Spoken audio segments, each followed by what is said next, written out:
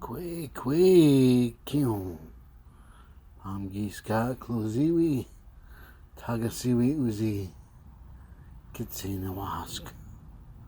Yeah, today I'm going to talk a little bit. Hello everyone. Today I'm going to talk a little bit about the Great Mystery. Now we need to know that the Great Mystery encompasses all things, and that means you're in the Great Mystery, and part of you is the Great Mystery, and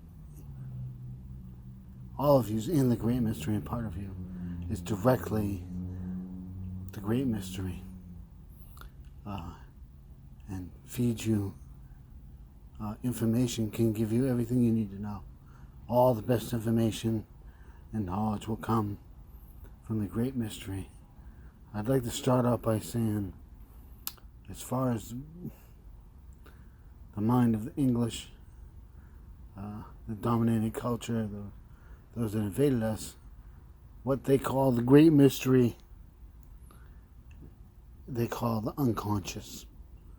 Now, their description of the unconscious is tiny, small, and doesn't really encompass all of it. But what they call the unconscious, the part of you that knows that you don't know consciously, is the Great Mystery within you.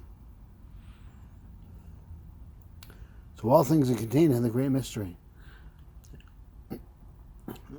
Now the others will tell you in their medicine, yeah, your unconscious knows, the number that you saw 2 days ago on a piece of paper, that it remembers where you put down your car keys, that it remembers whether or not you turned off the stove, everything is in the unconscious, and that it holds all the knowledge.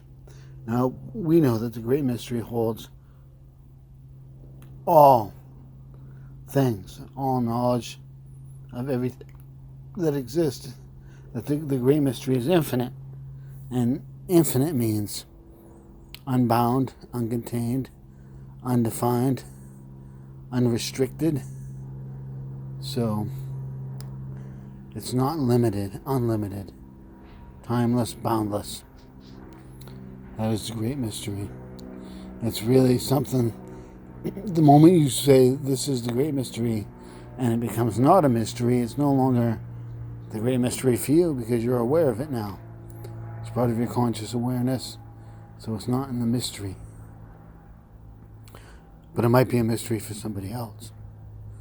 So the only other philosophy and spiritual ways that I've seen that actually reflect the Great Mystery as I've experienced it is the Tao. The Tao Te Ching by Lao Tse. It's Chinese, the earliest Tao before it became ritualized and formulaic. So here's the thing about working with the Great Mystery. And this is the native mind. This is a big part of what is the native mind. When you're not of a native mind, when you're having a programmed or a list or a trained thing, when you're trained how to do it and you have memorized how to do something, the Great Mystery is not involved. That's just logic and memory and going from A, B, C, D, do this, do that, if this, then that. That's algorithms. If this, then that. If this, then that. Right? Those are algorithmic thinking. If they want to call it programming, that's the modern vernacular, to be programmed. These things close you off from the Great Mystery. Because the Great Mystery is a priori. It's of the moment. It's feeding you instantly what you need to know. And the thing about the wonders of living your life through the Great Mystery and getting the knowledge you need immediately is you don't have to memorize everything and carry it around with you. You don't have to be like, oh, let me remember what I was taught, what I was shown. It just tells you what you need to know in the moment. So you're always being fed with the appropriate information. And it's not a matter of recall.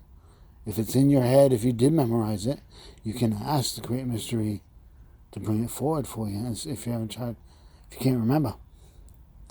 So the great mystery is far more effective. And when I say this is native mind, it means the untrained, free mind, the open mind, the receptive mind. This is what it means to not judge. Doesn't mean you don't have judgment on stuff. You don't use your judgment like, oh, I shouldn't jump off of that. I'm judging it's too high. Or I'm judging that person because I know their history and they are deceitful or trickers or swindlers. So that's, the proper way to use judgment.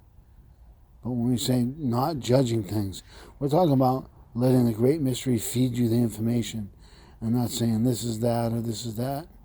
Let it tell you what it is. So you're being open mind.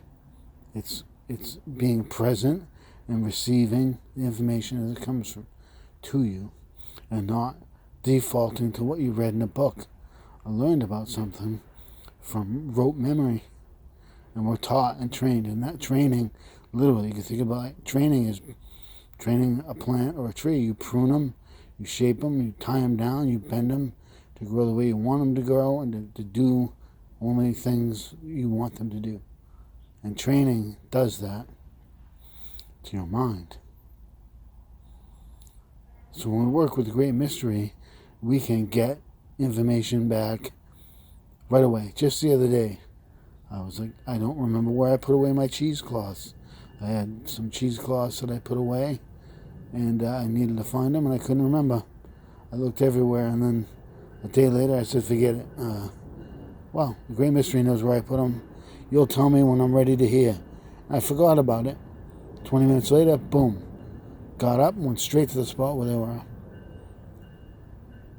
Also, you're working with the great mystery when you lose yourself and you lose time. When you're an artist and you're doing art and, you suddenly realize I've been doing art for 3.5 hours now and I'm all cramped up and I gotta pee real bad and I'm hungry and I want to smoke.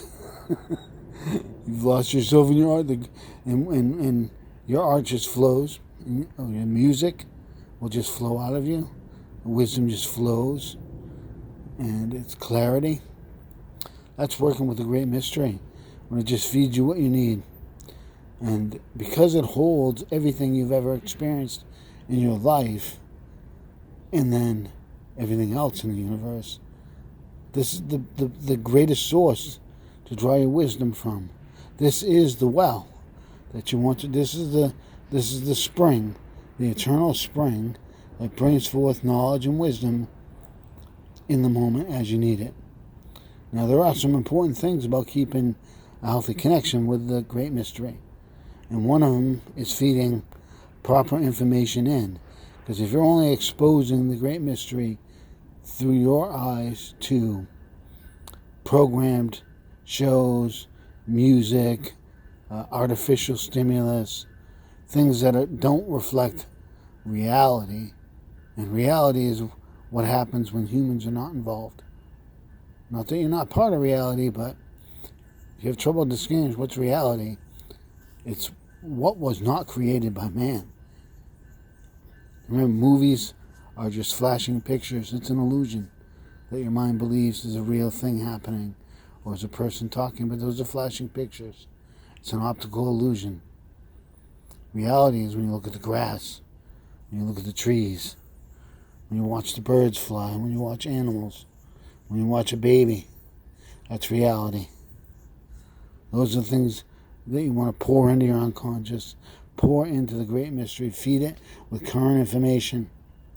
Okay, and that's why when you're being fed by the great mystery, you'll be, for instance, I'll be working in the yard, working on the farm, on my property, and all of a sudden I'll be like, I'm picking up all my tools and putting them on the cover. I'm going to sit down and eat something, take a break. And as soon as I'm done and I sit down and light a pipe, the rain starts to fall. I didn't consciously say, oh no, it's going to rain. Or I didn't consciously say, oh no, it's going to snow tomorrow morning. I better get my my dolly out of the my hand truck out of the yard or any of that. So that's when you're getting real information. That's when you know what's going on.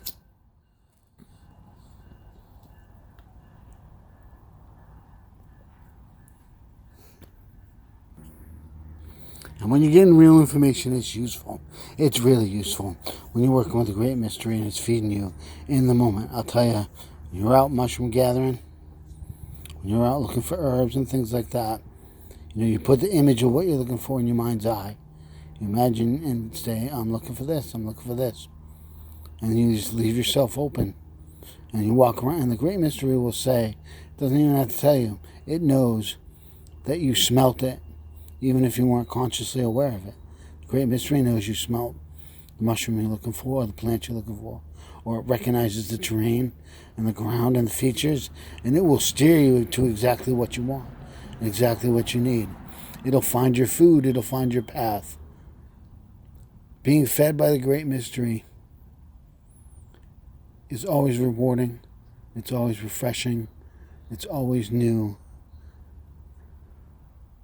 I just would never want to box in my mind and give it up to the dominant culture's way of being, which is having all their programs and everything you're supposed to do and react to downloaded into your skull and shut you off from the great mystery. And I'm not going to get into other tangents, but there's more, always, infinite subject to great mystery. Perhaps we shouldn't even speak of it. Anyway, that's all I have to say about that for today. Wala makang gang kiyo, kakazal mo.